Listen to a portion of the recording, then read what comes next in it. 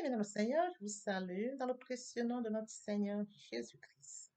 De la bienvenue sur cette chaîne, l'unique véritable Dieu, où je partage la parole vivante, la parole efficace, la parole créative, celle qui était au commencement. Au commencement était la parole. La parole était avec Dieu, la parole était. Je souhaiterais aider chacun de nous à se rapprocher de Dieu afin de développer une relation d'intimité avec Dieu. Et oui, bien, mes frères et sœurs en Christ, connecter l'univers véritable Dieu, c'est de s'édifier via la parole. Il est écrit dans Matthieu 4, l'homme ne vivra pas seulement de pain, mais de toute parole qui sort de la bouche de l'Éternel. Connecter l'univers véritable Dieu, c'est de partager. Je connecte cette chaîne pour partager la parole de Dieu. Et je vous prie, bien mes frères et sœurs, après vous être édifiés, de partager autour de vous afin d'aider à l'éducation des autres. Connecter le véritable Dieu, bien mes frères et sœurs en Christ, c'est de grandir spirituellement. Deux possibilités s'offrent à vous. La première, c'est de s'abonner via YouTube sur l'univers véritable Dieu ou encore sur Facebook, Bat Divine Family. De la sorte, vous allez recevoir plus d'enseignements, ce qui vous permettra de grandir spirituellement. Et oui, bien mes frères et sœurs en Christ, grandir spirituellement vous permettra, bien mes frères, de vous rapprocher davantage de votre Dieu. Mes frères et sœurs en Christ, il est écrit dans la parole de Dieu, il y aurait plus de joie au ciel, juste pour un seul pécheur qui se repent, pour 99 justes qui n'ont pas besoin de repentance. Et oui, bien mes frères et sœurs en Christ, je vous invite donc à vous joindre à moi, afin qu'ensemble nous partagions au maximum la parole de Dieu. Et sur ce, plusieurs personnes vont se repentir et se convertir. La parole touchera les vies, elle changera les vies, elle transformera les vies, elle illuminera les cœurs, elle édifiera les vies. De la sorte, nous allons inonder le ciel de joie et encore de joie. Merci, Seigneur. Bien-aimés dans le Seigneur, passons en prière. Dieu de bonté, Dieu d'amour, Dieu de miséricorde, Alpha, Oméga, je bénis ton nom ce matin, je t'élève, je t'honore, je t'élève, je t'acclame.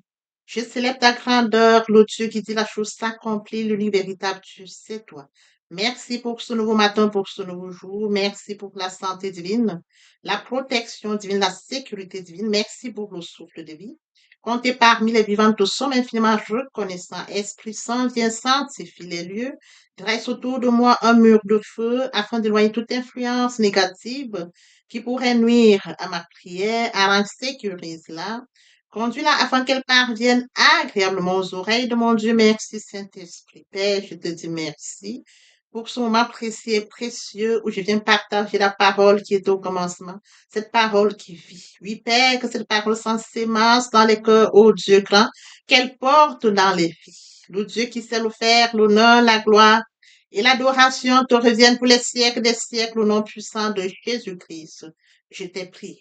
Amen. Frères et sœurs en Christ dans le Seigneur, poursuivons par la lecture de Jean 20 à partir du verset 23. Là, il est écrit, ceux à qui vous pardonnerez les péchés, ils leur seront pardonnés, et ceux à qui vous les retiendrez, ils leur seront retenus.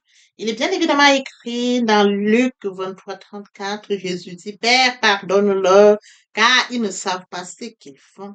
Ils se partagèrent ses vêtements en tirant au sort. Nous pouvons lire dans Matthieu 6 à partir du verset 12, pardonne nos offenses, comme nous pardonnons aussi à ceux qui nous ont offensés.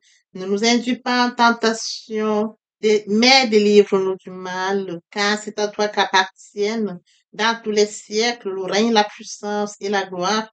Si vous pardonnez aux hommes leurs offenses, votre Dieu céleste vous pardonnera aussi. Mais si vous ne pardonnez pas aux hommes, votre Père céleste ne vous pardonnera non plus vos offenses. Permettez-moi d'aborder un point très important, celui de mourir en soi et de naître en Christ. Via la repentance et la conversion, nous étions de leur nombre, loin du Père, loin de la source, loin de notre premier amour. Par la grâce de Dieu, nous sommes repentis et convertis. Qu'en est-il de mon prochain? Créature merveilleuse, admirable, unique, mais loin du Père. Il est écrit dans la parole, mon peuple périt par manque de connaissance. Conscient de ce fait, je vous prie de vous joindre à moi afin qu'ensemble nous partageons la parole. La parole les atteindra après s'être édifiés. Ils reviendront à leur premier amour via votre canal. Ils vont se repentir et se convertir. De la sorte, nous allons inonder le ciel de joie et encore de joie. Je consacre la deuxième partie de mon enseignement à cela où j'apporte plus de détails pour ce qui est de la repentance et la conversion et je fais suivre la prière. La troisième partie fait suite à la deuxième. Il est question de la nouvelle vie. Les choses anciennes sont passées. Voici toutes choses sont devenues nouvelles. Et oui, frères et sœurs en Christ, permettez-moi de rebondir aux thématiques que nous avions déjà abordées. En début d'année, nous avons parlé de la méditation. Conscient de ce fait, du fait que Dieu a un calendrier pour notre vie, du fait qu'il nous a fait créatures merveilleuses, admirables, uniques, du fait que Dieu nous aime et détient la mission pour laquelle il nous a créés. Oui, frères et sœurs en Christ, nous nous rapprochons de notre Créateur. Via la méditation, nous allons chercher le Dieu qui nous a aimés le plus. Et pendant la méditation, nous recevons la parole par la foi. De la deuxième thématique que nous avions partagée. Au fur et à mesure que nous allons donc développer cette relation d'intimité avec Dieu, oui, frères et sœurs, nous mettons en application l'amour de Dieu. De la thématique qui suivait. Pendant la période pascale, Christ est mort à la croix de Golgotha. Le troisième jour, il est ressuscité. Et oui, frère, il a dit, Père, pardonne-leur car ils ne savent pas ce qu'ils font. Oui, frères et sœurs en Christ, tout est accompli. L'œuvre de la croix ne doit pas être vaine. Oui, frères et sœurs en Christ, d'où notre enseignement, où nous avons partagé la puissance de la résurrection. Nous avons suivi par le nom de Jésus. Oui, frères et sœurs en Christ, nous avons touché le nom de Jésus, qui est pour nous un nom très précieux. Nous allons en prière, nous allons toujours prier au nom de Jésus-Christ. Nous appuyons sur ce nom-là. Frères et sœurs en Christ, nous allons vers Dieu dans l'humilité, d'où cette thématique qui suivait aussi. Et lorsque nous vivons en communion avec lui. Oui, frères et sœurs en Christ, vivre en communion avec lui, frères et sœurs en Christ, nous développons encore cette vie, la vie de sainteté, d'où la thématique sur la sanctification. Vous serez saints car je suis saint. Frères et sœurs en Christ, pendant la Pentecôte, nous avions donc touché le Saint-Esprit. Alors, frères et sœurs en Christ, le Saint-Esprit se manifeste en nous, comme mentionné dans la parole de Dieu. Ne savez-vous pas que votre corps est le temple du Saint-Esprit? Votre corps est le temple du Saint-Esprit. Il est question de comprendre que l'Esprit Saint habite en nous. Alors, à partir du moment où l'Esprit Saint habite en nous, frères et sœurs en Christ, l'Esprit Saint prend le total contrôle et l'Esprit Saint nous instruit, il nous inspire, il nous enseigne, il nous corrige. Oui, frères et sœurs en Christ, nous n'avons plus la capacité, mais c'est le Saint-Esprit qui nous dirige. D'où cette thématique, le Saint-Esprit. Comment vivre dans la sanctification. La sanctification s'opère par le Saint-Esprit. Vive, frères et sœurs en Christ. Il est écrit dans Romains 15, 16, d'être ministre de Jésus-Christ parmi les païens, m'acquittant du divin service de l'évangile de Dieu, afin que les païens lui soient une offrande agréable, étant sanctifiés par le Saint-Esprit. Voyez-vous, le Saint-Esprit sanctifie. Nous pouvons bien évidemment écrire dans 1 Corinthiens 6, 11, et c'est là ce que vous étiez quelques-uns de vous. Mais vous aviez été lavés, mais vous aviez été sanctifiés, mais vous avez été justifiés au nom du Seigneur Jésus-Christ par l'Esprit de notre Dieu. Nous étions de leur nom. Nous étions comme eux, loin du Père, loin de la source, loin de notre premier amour. Mais par la grâce de Dieu, nous avions été lavés, nous avions été sanctifiés, nous avions été justifiés au nom du Seigneur Jésus-Christ et par l'Esprit de notre Dieu. Frères et sœurs en Christ, notre sanctification n'est pas encore achevée. Frères et sœurs en Christ, nous avons quelques Dieu. Un Dieu trois fois saint, vous serez saint car je suis saint. Pour la thématique sur la sanctification. Oui, frères et sœurs en Christ, dans le Seigneur, pendant la période de la Pentecôte, nous avions donc touché cet enseignement qui porte sur le Saint-Esprit. Ne savez-vous pas que votre corps est le temple du Saint-Esprit? Le temple du Saint-Esprit est un lieu saint. Oui, frères et sœurs, conscients du fait que notre corps est le temple du Saint-Esprit et que nous avions Dieu qui vient à nous, frères et sœurs en Christ, le temple du Saint-Esprit est un lieu saint. Nous devons vivre donc dans la sainteté. D'où cette thématique-là. Frères et sœurs en Christ, après cela, nous avions abordé la thématique sur le pardon. une thématique très importante. Pourquoi? Parce qu'elle nous permettra de rentrer dans celle-ci que nous abordons aujourd'hui. Parce que la parole de Dieu dit, lorsque vous allez devant le Père, si vous allez vous rendre compte que vous avez péché, il faudrait que vous alliez d'abord demander ou alors accorder le pardon à celui ou à celle qui vous a offensé et de venir donc revenir donc en prière ou alors revenir vers le Père. Nous avions abordé cette thématique qui portait sur le pardon. Aujourd'hui, donc, frères et sœurs en Christ, en fait, toutes ces thématiques que nous avions abordées, elles seront très utiles.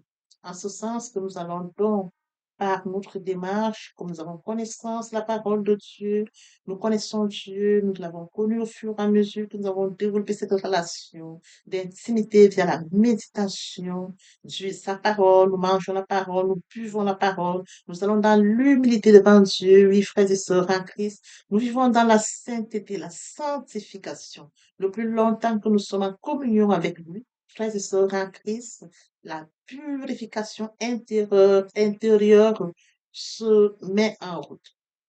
Alors, aujourd'hui, nous allons donc parler à ce Dieu trois fois saint. Vous serez saint car je suis saint. Nous allons lui parler, frères et sœurs en Christ, dans l'humilité. Et lorsque nous allons parler à Dieu, il faudrait que nous puissions nous examiner. Ai-je péché? Ai-je offensé? L'importance, frères et sœurs, comme elle est écrite dans Ésaïe 59, ce sont vos fautes qui mettent une barrière entre vous et votre Dieu. Oui, frères et sœurs en Christ, conscients de ce fait, il est très important que nous puissions demander pardon.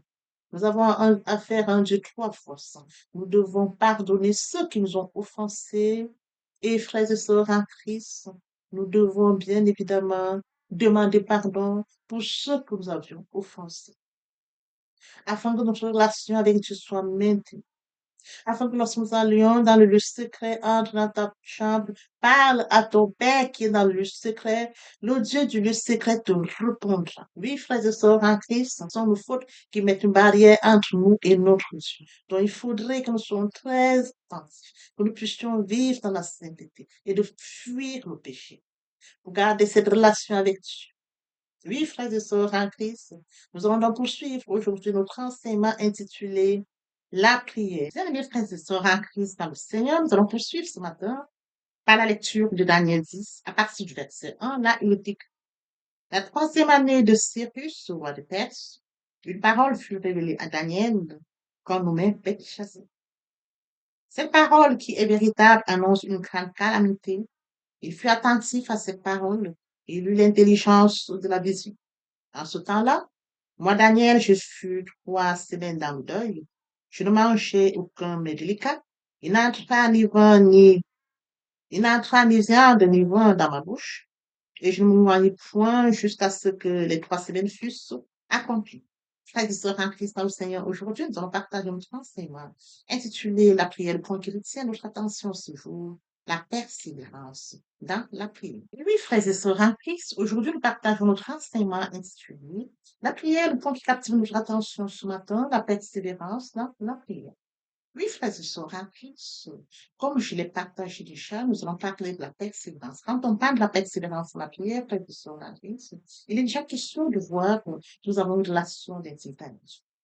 Lorsque nous avons une relation d'intimité avec Dieu, il est facile pour nous de pouvoir persévérer en prière. Pourquoi? Parce que nous avons déjà compréhension de qui est notre Dieu. Nous servons un Dieu grand, un Dieu bon, un Dieu juste. Nous servons un Dieu omniscient, omnipotent, omniprésent. Nous servons un Dieu qui nous a fait à son image, à sa ressemblance. Nous servons un Dieu, frères et sœurs en Christ, qui est le Dieu des temps et des circonstances. Le Dieu qui nous a connus avant que nous soyons conçus devant notre mère.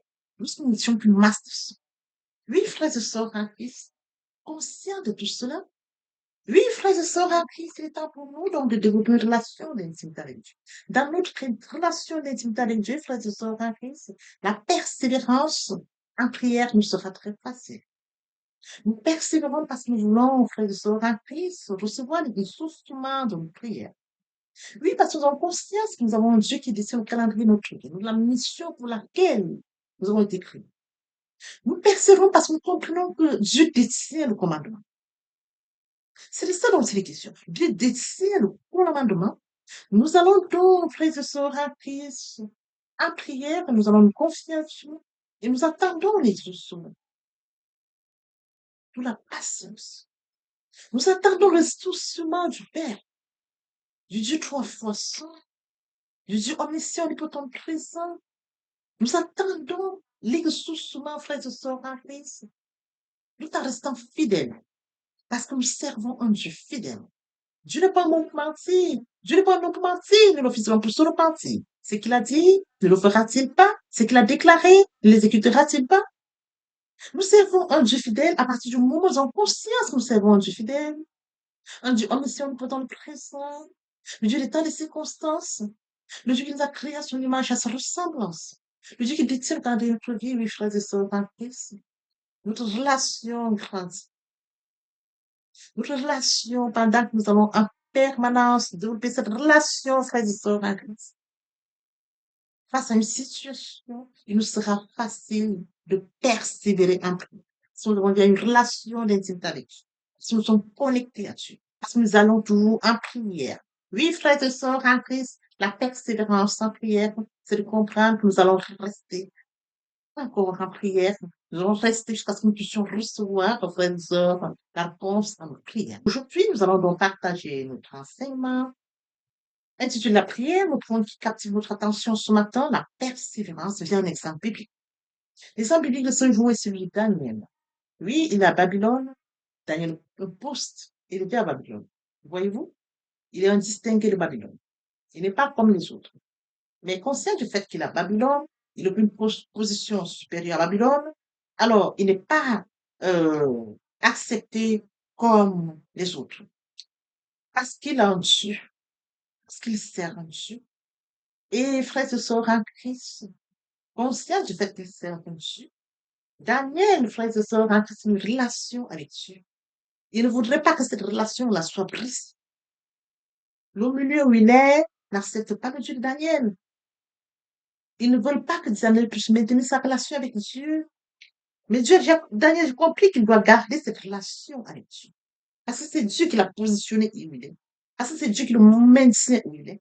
Parce que c'est Dieu qui lui révèle les choses cachées, frères et sœurs en Christ, où il est à Babylone. Voyez-vous, comme nous l'avions lu, la troisième semaine, année de surprise, roi de Perse, une parole fut révélée à Daniel, qu'on nommait Bethsaida. Cette parole, qui est véritable, annonce une grande calamité. Voyez-vous, dans sa relation avec Dieu, il reçoit, frères et sœurs, une parole qui annonce une grande calamité. Il fut attentif à la parole parce qu'il avait une relation avec Dieu. Si on n'a pas une relation avec Dieu, on ne reçoit même pas la parole. Et même si on la reçoit, frères et sœurs en Christ, on n'est pas attentif. Elle passe inaperçue. Daniel a une relation avec Dieu. Daniel reçoit la parole. Il reçoit, frères et sœurs en Christ, l'annonce de la grande calamité et il est attentif à cette parole. Oui, frères et sœurs en Christ, et à partir du moment où il est attentif, il a donc l'intelligence de la vision. Et qu'est-ce qu'il fait? Il décide donc, frères et sœurs en Christ, d'entrer en jeûne pendant 3 semaines. Il décide d'entrer en jeûne pendant 3 semaines. Je ne mangeais aucun mets délicat. Il n'entra ni de viande, ni de vin dans ma bouche. Et je ne moignais point jusqu'à ce que les 3 semaines fussent accomplies. La persévérance. Il a été persévérant pendant 3 semaines. 3 semaines de jeûne. Oui, frères et sœurs en Christ, il a regardé à Dieu. Il a parlé à Dieu dans le jeûne pendant 3 semaines. Frères et sœurs en Christ, je voudrais que nous comprenions ceci. Certains s'interrogeront, comment il a pu faire 3 semaines? Alors que même en un jour, je n'arrive pas. Quand vous avez une relation d'intimité avec Dieu, hein, écoutez-moi très bien ce matin, quand vous avez une relation d'intimité avec Dieu, vous allez commencer de manière progressive. Vous ne pouvez pas commencer par un jeûne de 21 jours d'un coup. Non. Quand vous avez une relation d'intimité avec Dieu, dans votre relation d'intimité avec Dieu, vous grandissez spirituellement. Et oui, frères et sœurs en Christ, vous grandissez spirituellement. Et lorsque vous allez donc grandir spirituellement, frères et sœurs en Christ, des grandes choses vont se réaliser dans votre vie. Et quand vous grandissez donc spirituellement, frères et sœurs en Christ, Dieu va vous amener pas à pas, progressivement. Même quand vous aurez à lever le jeûne, un jeûne d'un jour, à sec, 2 jours, à sec, ainsi de suite, frères et sœurs en Christ, un jeûne, qu'importe la nature, le genre de jeûne, Dieu va vous accompagner dans le jeûne. Dieu va vous conduire dans le jeûne. Dieu sera présent dans le jeûne. Dieu va vous renforcer pendant que vous y serez dans le jeûne. Pendant le jeûne, la chair est faible, mais l'esprit est vif. L'esprit est plus fort pendant le jeûne. Le Dieu qui vous connecte, Dieu l'Esprit Saint, oui, frères et sœurs en Christ, va vous donner cette force et vous allez tenir pendant le jeûne. Donc, même quand bien même on va rentrer en jeûne, il faut déjà se préparer. Oui, frères et sœurs en Christ, lorsque vous avez développé une relation d'intimité avec Dieu, Dieu vous préparera à cela. C'est de manière progressive. Dieu vous accompagnera à cela. Oui, Daniel peut faire 21 jours de jeûne parce que Dieu est avec lui. Oui, parce qu'il a une relation d'intimité avec Dieu. Oui, parce que Daniel a une relation d'intimité avec Dieu. Oui, parce que Daniel est fidèle à Dieu. Oui, parce que Daniel écoute les visions. Il écoute ce que Dieu lui dit. Il met en pratique la parole de Dieu. Daniel est obéissant. Oui, frères et sœurs en Christ, Daniel peut faire 21 jours de jeûne. D'où la persévérance. Il n'a pas relâché. Il est resté persévérant pendant 21 jours. La réponse était déjà descendue depuis le premier jour, mais il y a eu une résistance. Daniel n'a pas abandonné. Qu'importe ce qui se passait là-haut dans le spirituel, Daniel était focus dans le jeûne pendant 21 jours. Oui, frères et sœurs en Christ, la persévérance pendant 21 jours devrait nous parler en tant qu'humain. Daniel est un être humain créé à l'image et à la ressemblance de Dieu comme nous. Daniel occupe une position à Babylone, frères et sœurs en Christ, nous devons occuper une position. Qu'importe où le monde, Dieu nous amène, il y a des positions quand Dieu nous amène, personne ne nous touche. Il y a des positions quand Dieu nous place, personne ne nous touche. Parce que nous avons une relation d'intimité avec Dieu. Je voudrais que nous comprenions, frères et sœurs en Christ, même dans cette persévérance, la position de Daniel à Babylone. Daniel n'est pas n'importe qui à Babylone. Il a une position à Babylone impressionnante. Parce qu'il a une relation avec Dieu. Sa position à Babylone, frères et sœurs en Christ, parce que Dieu, frères et sœurs en Christ, lui révèle les choses cachées. Oui, frères et sœurs en Christ, la posture de Daniel à Babylone, personne ne peut bousculer sa position. Il vit et Dieu lui révèle des choses cachées. Lorsque vous avez une relation avec Dieu sincèrement, frères et sœurs en Christ, comme Daniel, il vous montre des choses cachées. Comme Daniel, il vous positionne. Comme Daniel, vous êtes la tête et non la queue. Vous êtes distingué. Comme Daniel est distingué. Oui, frères et sœurs en Christ, nous pouvons poursuivre par la lecture de Daniel 10 à partir du verset 10. Et voici une main me toucha et secoua mes genoux et mes mains. Puis il me dit, Daniel, homme bien-aimé, sois attentif aux paroles que je vais te dire. Tiens-toi debout à la place où tu es, car je suis maintenant envoyé vers toi. Lorsqu'il m'eut ainsi parlé, je me tins debout en tremblant. Il dit, Daniel, ne crains rien, car dès le premier jour où tu as eu à cœur de comprendre et de t'humilier devant ton Dieu, tes paroles ont été entendues. Et c'est à cause de tes paroles que je me tiens. Le chef du royaume de Perse m'a résisté 21 jours. Mais voici Michael, l'un des principaux chefs, est venu à mon secours.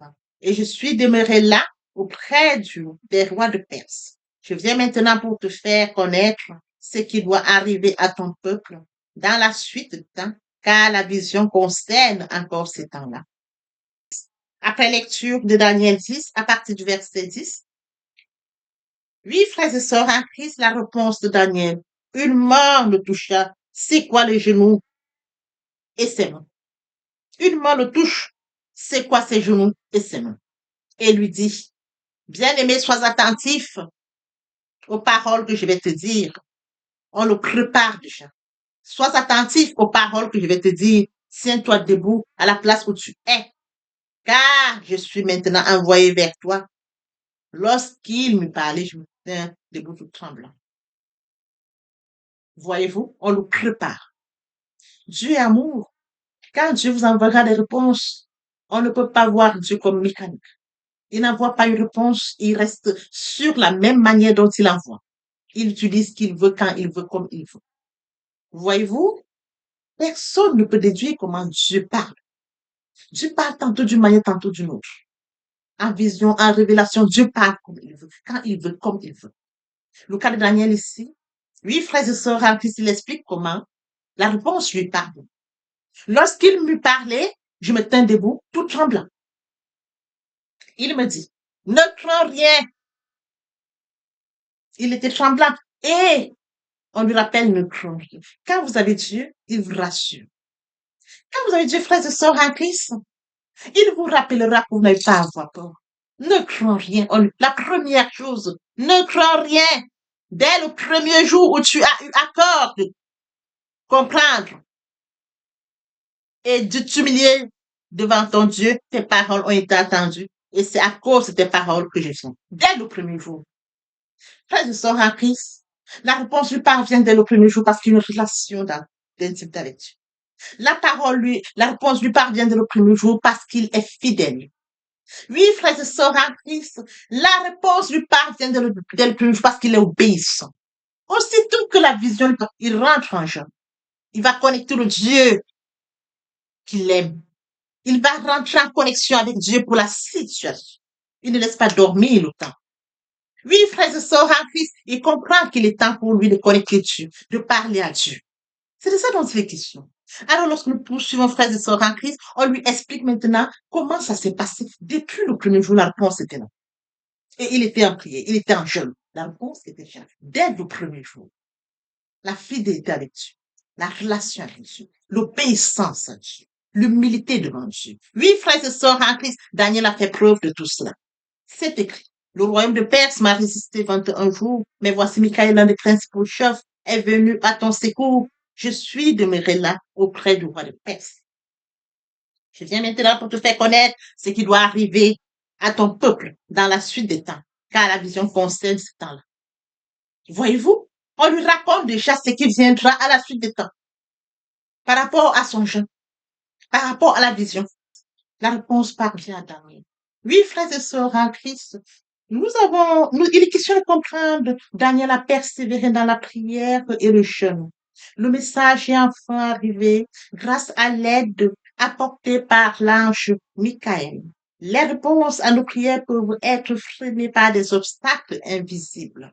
Ne nous, ne nous attendons pas à ce que Dieu réponde trop facilement ou trop rapidement. La prière peut être contestée par les forces du mal, si bien que nous devons prier avec ferveur et sincérité. Ensuite, attendons-nous à ce que Dieu réponde au bon moment. Oui, frères et sœurs en Christ, nous devons toujours confier à Dieu parce que Dieu a un temps pour la réponse. Dieu comprend la situation. Le cas de Daniel a duré 21 jours parce qu'il y a une résistance. Et Daniel était toujours en prière, dans la persévérance, dans l'obéissance, dans sa fidélité, dans son intégrité de cœur. Oui, frères et sœurs en Christ, l'obéissance de Daniel, dans son humilité. Oui, frères et sœurs en Christ, nous avions partagé déjà un enseignement sur le cas d'Ézéchias. Le cas d'Ézéchias ressortait, pour le cas d'Ézéchias, il en ressortait 3 points très importants. Oh, frères et sœurs en Christ, il était fidèle à Dieu, son intégrité de cœur et sa relation. Oui, frères et sœurs, le cas aujourd'hui de Daniel, il y ressort encore plus de points. Nous voyons en Daniel quoi la fidélité devant Dieu. Nous voyons en Daniel, frères et sœurs, l'unité devant Dieu. Nous voyons en Daniel l'obéissance devant Dieu. Oui, frères et sœurs en Christ. Nous voyons en Daniel, frères et sœurs en Christ, sa bonté devant Dieu. Il est fidèle à Dieu. Il est intègre, frères et sœurs en Christ, obéissant à Dieu. Il est humble. Oui, frères et sœurs en Christ, il est persévérant. Daniel n'a pas abandonné la vision. Elle n'est pas passée inaperçue. Quand vous avez une relation d'intimité avec Dieu, frères et sœurs en Christ, je voudrais que de cet exemple biblique, nous puissions en tirer des leçons. C'est de comprendre que comme Daniel, frères et sœurs en Christ, il est temps pour nous de commencer notre relation d'intimité avec Dieu. Ne le mettons pas à demain. Oui, frères et sœurs en Christ, de mettre à demain nous risquons de trouver malheur en chemin. Il est temps pour nous de comprendre que nous devons passer par la repentance et la conversion. Une relation d'intimité avec Dieu commence par la repentance et la conversion. Ce sont les points de départ. Nous allons passer la repentance, la conversion. Commençons maintenant à mettre en route cette relation. En développant la méditation pendant 24 heures, nous regardons un temps que nous consacrons à Dieu pour aller connaître Dieu, chercher à connaître Dieu qui nous a créé à son image. Chercher à connaître notre premier amour. Nous devons connaître notre premier amour. Oui, frères et sœurs en Christ, en partant donc sur ces points-là, nous allons connaître notre premier amour, c'est la méditation, nous allons grandir notre méditation, nous allons acter notre foi, nous allons développer l'amour. Oui, frères et sœurs, l'humilité va naître, une vie de sainteté prendra la place. Au fur et à mesure, frères et sœurs en Christ, Dieu va nous parler. Le Saint-Esprit va s'installer parce que notre corps deviendra le temple du Saint-Esprit. Le temps du Saint-Esprit, frères et sœurs en Christ, est en sang. Vous serez saints car je suis saint. À partir du moment où nous allons développer cette relation de manière progressive, nous allons grandir spirituellement. Oui, frères et sœurs en Christ, comme Daniel, nous devons développer une relation d'intimité avec Dieu. Oui, frères et sœurs en Christ, comme Daniel, nous devons être fidèles à Dieu.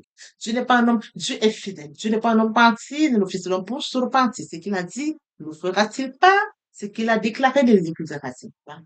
Comme Daniel, nous devons être intègres, en allant chercher Dieu. Nous avons une relation intime avec Dieu. Nous allons rechercher Dieu. Vous me chercherez. Si vous me chercherez, vous me chercherez, vous me trouverez si vous me cherchez de tout votre cœur. Oui, frères et sœurs, en Christ, dans l'humilité. Oui, nous allons chercher Dieu, l'humilité prendre la place. Oui, frères et sœurs, en Christ, que cet enseignement nous parle, nous touche. Que cet enseignement nous amène à comprendre que dans une relation d'intimité avec Dieu, nous allons grandir spirituellement. Dans une relation d'intimité avec Dieu, dans la persévérance, dans une relation d'intimité avec Dieu, nous serons persévérants. Qu'importe les situations, comme Daniel, nous saurons rentrer en chemin. Comme Daniel, nous allons persévérer, qu'importe les situations. Comme Daniel, frères et sœurs, en Christ, nous serons à l'écoute. Dieu pourra nous révéler des grandes choses. Là, c'est le cas de la calamité pour un pays.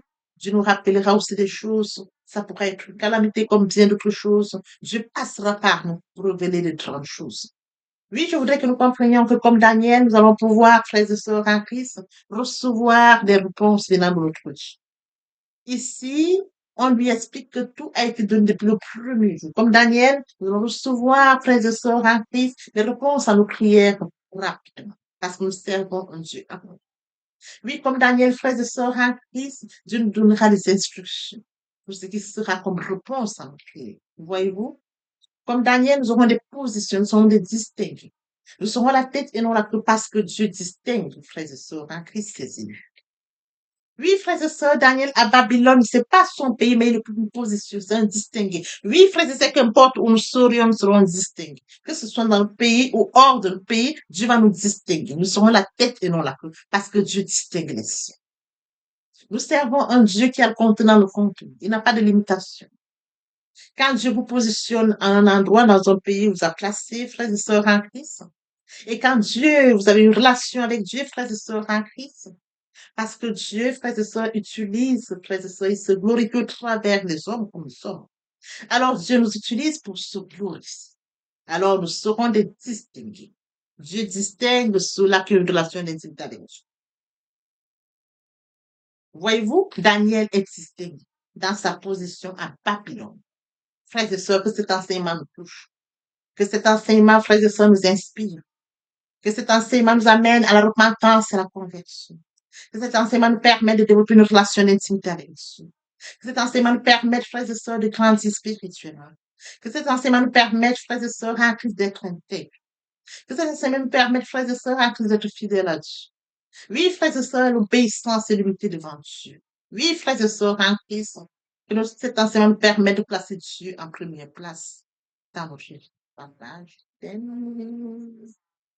Papa, je t'aime. Oh, papa, je t'aime. Tu es mon papa. Papa, je t'aime. Papa, je t'aime. Oh, papa, je t'aime. Tu es. Voici où nous allons poursuivre les deuxième, troisième partie de notre enseignement, partie importante. Pour compléter cette première pour notre édification. Sur ce, je vous tends l'oreille pour la suite. Merci, Seigneur. Ici, elle encore dans le surnaturel. Il faut que la chose se manifeste dans le naturel. D'où la foi. Voyez-vous? Oh, la foi est une ferme assurance des choses qu'on espère, une démonstration de ce qu'on voit. Il faudrait qu'elle se démontre du surnaturel dans le naturel. Oui, frères et sœurs en Christ. Ainsi, la foi vient de ce qu'on entend. Ce qu'on entend vient de la parole de Dieu. Donc, de la parole de Dieu, frères et sœurs en Christ. Toute chose vient par là. Nous allons donc déclencher tout sur base de la parole. Même lorsque nous allons en prière, frères et sœurs en Christ, nous appuyons sur la parole. Nous appuyons sur la parole, nous sortons la foi pour manifester le surnaturel dans l'eau naturelle.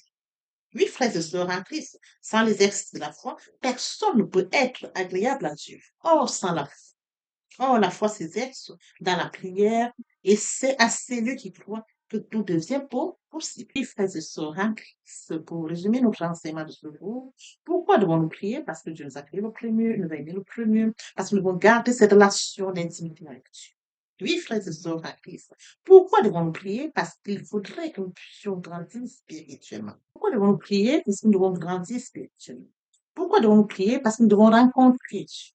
Pourquoi devons-nous prier? Parce qu'il faudrait, frères et sœurs en Christ, exercer notre foi. Voyez-vous, ces points sont très importants en ce sens.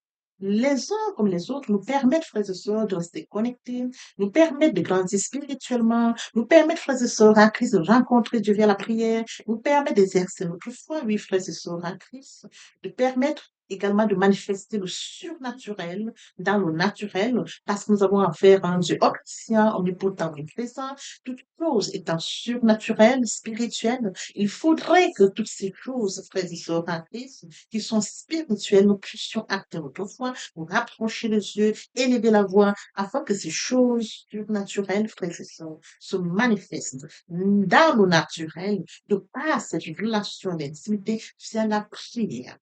Ah, je t'aime, papa, je t'aime, oh, papa, je t'aime. Tu es mon papa.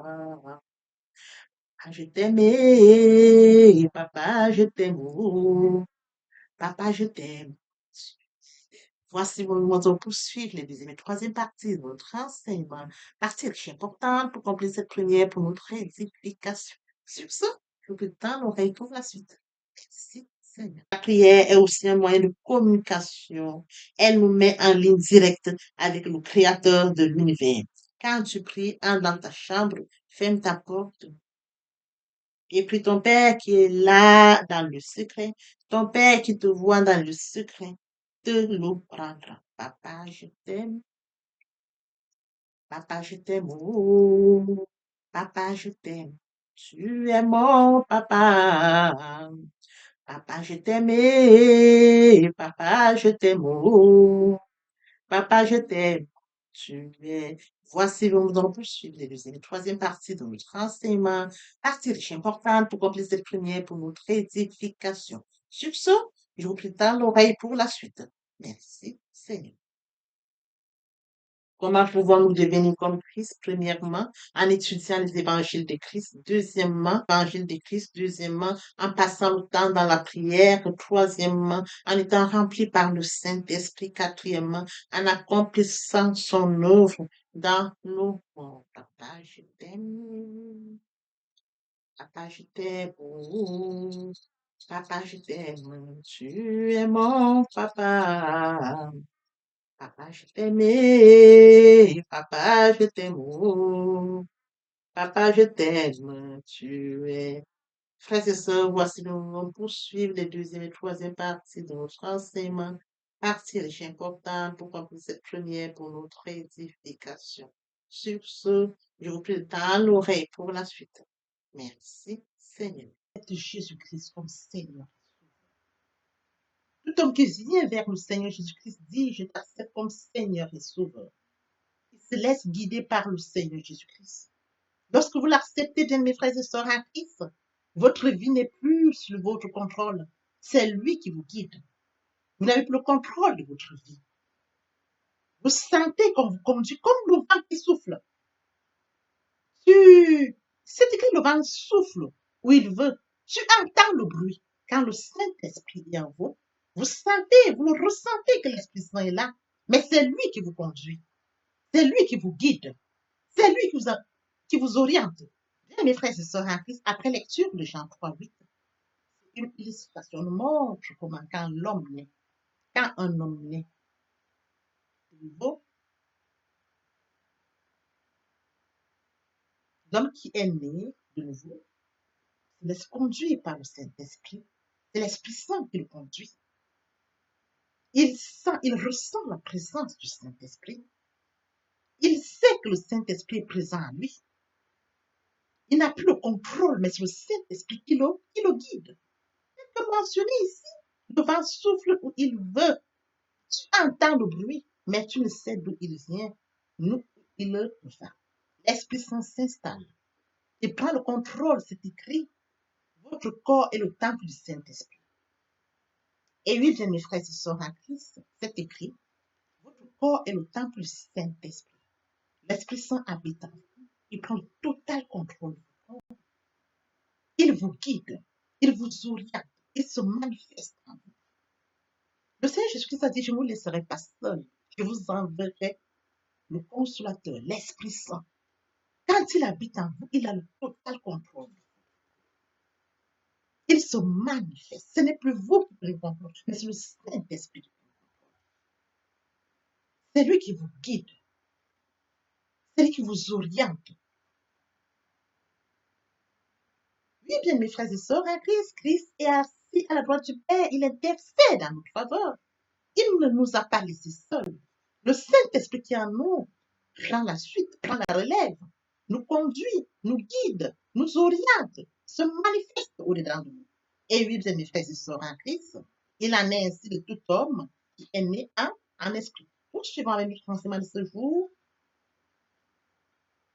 Et oui, bien mes frères et sœurs en Christ, il en est ainsi de tout homme qui est né en esprit. Poursuivons par la lecture de Actes 26, 8.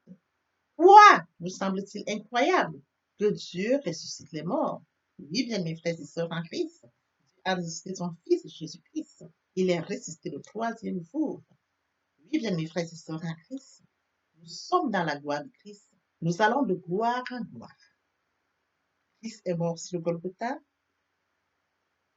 et il est passé de la mort à la vie.